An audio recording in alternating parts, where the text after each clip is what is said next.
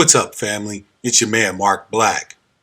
Recently, I've seen these shirts pop up on social media and all over the net with the caption, "Dear Racism, I am not my grandparents. Sincerely, these hands."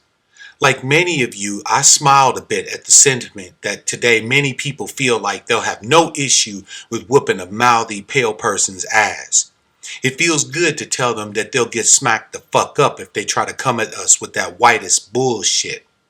However, unlike many of you, I looked a little deeper at the sentiment and I realized very quickly just how foolish, disrespectful, and to be completely honest about it, how much weakness such a shirt displays about us.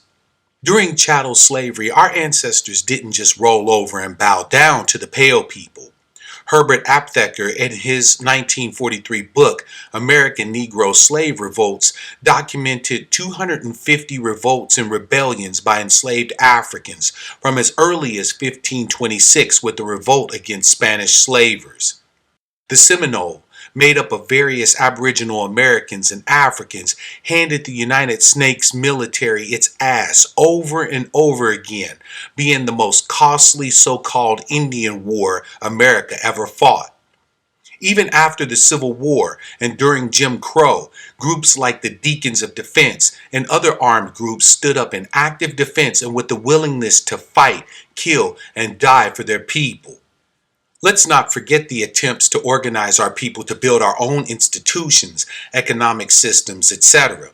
People like Paul Cuffey, the Honorable Marcus Mosiah Garvey, the Honorable Elijah Muhammad, and Noble Drew Ali worked tirelessly to organize us into a unified front, capable of withstanding any attack on us by the Pale people. However, this stupid and simple-minded meme conveyed by this t-shirt would have you think that we are somehow going to do something our ancestors did not. The utter disrespect, ignorance, and patent cowardice shown in our desire to propagate this meme says more about where we are as a people today and how far we have fallen. In today's world, we have access to resources that our ancestors could never have dreamed about. Can you imagine how effective Denmark Vesey or Nat Turner could have been with a single case of AK-47s and the ability to use them?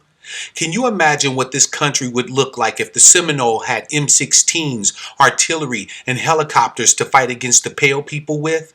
Marcus Garvey's UNIA was able to gather together the resources of over 2 million Africans to organize the Black Cross Navigation and Trading Company, i.e. the Black Star Line.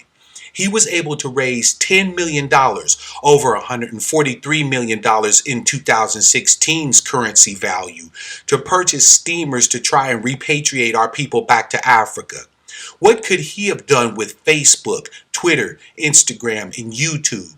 We as a Black collective have more tools in our chest and more access to weaponry, medicine, and information, and yet the best we can do is talk about throwing our hands at pale people. Our ancestors aren't the ones who should be shamed. We should be ashamed. We could be free of these devils tomorrow if we showed even a tenth of the heart our ancestors have. I'll leave you all with this question, family. What if we have access to all of this because, unlike our sacred and esteemed ancestors, today we are absolutely no threat to whiteism? Think about it. This is your man, Mark Black. Like this video, share it with everyone you can, and subscribe to my channel for more.